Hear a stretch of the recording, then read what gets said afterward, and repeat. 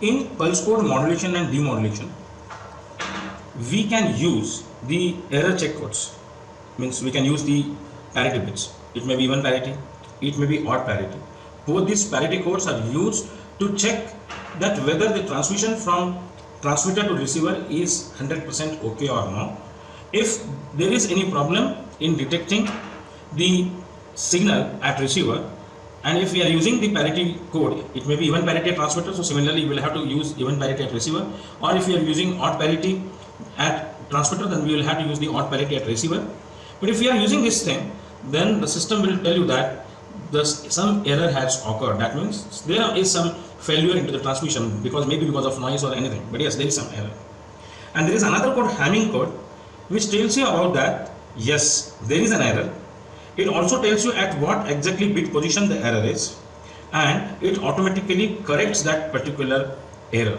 So Hamming code is also called as error checking and correction code, while even parity and odd parity, they are basically called as the error checking code, because they only detect that some error has happened, but they don't tell you that at what position error has occurred, and they never do the correction into the process. So now let's see what is even parity. If the number of ones into a data of A to D converter is odd, then to make this data in even parity communication, one bit will be added, which will be added as 1, so that the data which will go from transmitter to receiver will be having even number of ones. Say for example, A to D converter is having 3 ones into its data, then the least significant bit, which is being used as a error bit or the parity bit, that will become high, and the total number of high bits will go from transmitter to receiver will be 4. If the number of bits at A to D converter, the 2 bits are high, then definitely this parity bit into the parity generation logic will be 0, and again the even number of bits will be transmitted from transmitter to receiver.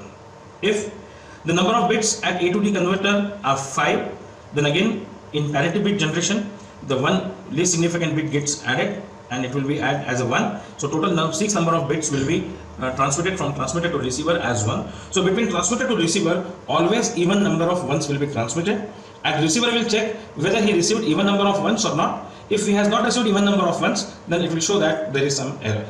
Same way, if we are using odd parity bit, then the responsibility of that odd parity generation block will be that always from transmitter to receiver, odd number of ones will be transmitted into the data, and if by somehow, if at receiver you get even number of bits, then there will be some indication that some error has occurred. So now let's see into this our experiment how we can do that. So we know that I had given this DC signal to this channel 1. Channel 2 also I have connected the same DC signal. So both these DC signals are multiplexed. So I am getting the multiplexed signal at the output of the sample and hold, which is a constant DC signal. I can change this, so I can change the A to D conversion at data I can set. So this is how I can do. I can change this A to D converted data. This is a parity bit generation block, and this is a selection. So 0 0 stands for off, so we have not used this parity bit generation block, so the entire data will be latched to the parallel to serial shift register. But if I use this parity bit generation block, that is the error check code logic and latch, then I will have to select which type of error check code I am selecting. Say for example, let's select even parity. So 0 1 is basically even parity. So let's 0 1 I have selected at modulation pulse code modulation the even parity. I have set it for even parity. The same way we will have to do it at the receiver side. We will have to set it again for the even parity, because now its responsibility is to check and count the number of ones into the data which it has been received from transmitter. It should be always even, and that is the reason we will put it for also the even parity bit. Now next come here. Let's see that right now, and now this data which is coming from here D7 to D1, this D1 bit will be acting as a parity bit. So this is the parity code generation function.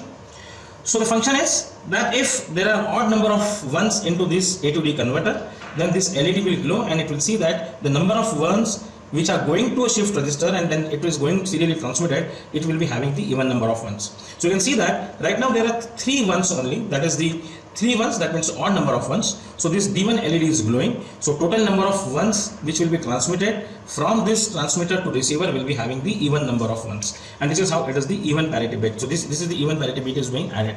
Now let me change. So let me, if I do again, another 3 bits are glowing at A to D converter. So this D1 is again glowing. So add, make it as a 4 number of A to D converter bits. Now you can see that there are 2 bits only which are high into the A to D converter. So at error check generation block, this D1 bit is not glowing, and that is the reason this block is having the same number of, the even number of bits which are high. So that is 2. So now even number of bits will be transmitted from transmitter to receiver. If I again do like this, now 4 LEDs are glowing, the 4 logic ones at A to D converter. So definitely this D1 parity bit, even parity bit is 0, because we are already having even number of ones into the data. If I make this data as 3 ones, again this LED is glowing and making this data the even number of ones, that is the basically the even number of ones, the 4 bits as a 1 which will be transmitted from transmitter to receiver. And now you can see that how this has been fantastically working. So for example, it is the data which we are sending is 00, 11, 0, 1, 0. So what we are receiving at receiver is 00, 11, 0, 1 and 0. If I set it for, say for example, this data 3 ones, 0, 1, 0, 1, 0, 1, 0. Same we are getting here 0, 1, 0, 1, 0, 1, 0. The data is having 3 numbers of 1, that is the odd number of ones. That is the reason this parity bit gets added. Now let's do it with a sine wave, with analog signal. So I am connecting this analog signal here. We can see that I am getting this multiplexed signal over here. As both the channels are having the same signal, that is the reason that I am getting I connected both the channels the same signal. So this is the multiplex data. It is working on even parity. So I will be getting the same signal at the output of my transmitter 1 or receiver 1 or receiver 2. So we are getting the same sine wave over here. Now I need to explain that this data is being transmitted and the same data is being received, and I am using the even parity. Now if I create a fault into the transmission, then I must get an indication that some error has been occurred between transmission and receiving the signal, and definitely when there is an error, the signal will get distorted. So I am having this facility of inducting a fault. So this second number fault is basically does the D7th bit of my data permanently high. So now whatever the data, even if the data is 0, but D7 bit will be always considered as the permanently high. So I just create a fault here, I induct a fault here. So now you can see that the signal at receiver gets distorted. I am not getting the exactly the same signal which I have been transmitted from the transmitter. But as we have used the parity bit, even parity bit, so whatever the even bits been sent from transmitter to receiver, when it has been counted at receiver, this system has not received even number of ones, because this D7 bit is met intentionally high, and that is the reason this error detection block is showing that there is some error. I don't know where the error is, but yes, there is some error and signal is distorted. So then somebody can work on it and somebody can see that how this fault can be removed. So let's again, I'm just putting this, removing this fault. Let's do it with odd parity. So again, I am connecting the DC signal here. So I am connecting a DC signal here. I am putting it to 1, 0 to the odd parity. The same way I am putting it to 1 and 0 to the odd parity selection. Now we know that the responsibility of this error check code logic circuit is to add the D1 bit such that the number of bits which will be transmitted from this transmitter will have odd number of ones. Now we can see that at A to D converter I am having 3 ones, which is an odd number. So this D1 bit is not glowing because that is its job, that to send the odd number of ones. If I set this to even bits, now A to D converter is having two logic 1, so it is an even number. So that is the reason this D1 bit gets glow, and now the data will be transmitted which will be having odd number of ones. Now if I again change, say for example, the 4 LEDs are glowing, that is an even number. So again this D1 LED bit is glowing, and now the 5 bits which will be having a logic 1, that is the odd number of bits will be having logic 1, that will be transmitted from transmitter to receiver. Now if again I connect the sine wave here, if I connect a sine wave here, and if I induct a fault. Right now you can see that I am receiving the same signal which I am sending from this transmitter. You can see this. You can see very easily from this that we are sending this sine wave from transmitter. The same we are receiving at the receiver. Same. If I change its amplitude, even if I change its amplitude, you can see that yes, I am getting the same signal. And the system is working on odd bit parity. Now if I induct the same fault which is doing the D7th bit high, we can see what happens. If I do this, again the signal gets distorted.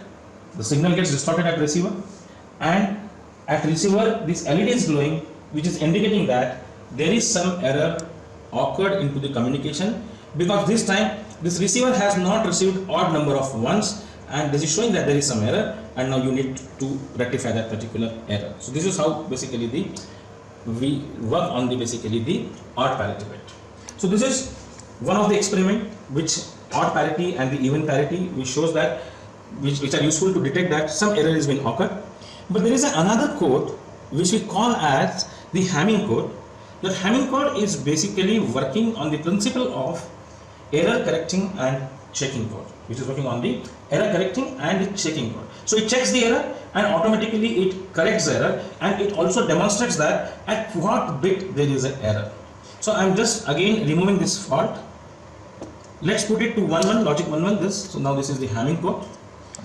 In Hamming code, these 3 bits will be used as a Hamming bits, and rest of the 4 bits will be having the data. So if I connect this, you can see that these 3 bits will be acting as a Hamming bit, and it will be acting as this thing. So but let's connect like this. This is more informative. Now you can see that we are sending sine wave. We are using Hamming code at transmitter and Hamming code at receiver, and we are receiving the signal at receiver. Now if we induct again this fault number 2, which permanently hide this D7th bit of the data. So we are inducting this fault. I'm inducting this fault. Now you can see that still my signal remains the same. It is not getting distorted, which was distorted when we have used even parity and odd parity, because that code was just only to tell you that there is some error. But this Hamming code is a special code which detects the error and also corrects the error, and it also shows you that at what point the error is. Now you can see here that it has corrected because the signal is not distorted, and now it is showing that this D7th bit is glowing. It shows that your D7th bit is permanently high. So it shows you the exact location where the error has occurred. So that is the D7th bit, there is something wrong. So this is how the Hamming code, which is a error checking and correction code. So this is the way we learn that pulse code modulation, transmission and receiver is very useful for long distance communication. It is also used for basically the recording your audio signal or the video signal, the compact disc recording, and it is immune to noise, because during the transmission, if noise gets added and if the shape of the pulse gets changed, like 0 becomes 1 or 1 becomes 0, but with the help of even parity or odd parity, definitely you can find out that whether you are receiving exactly the same data which has been transmitted or not. And if you are using a Hamming code, then you can also find out where the error is and at which bit the error is.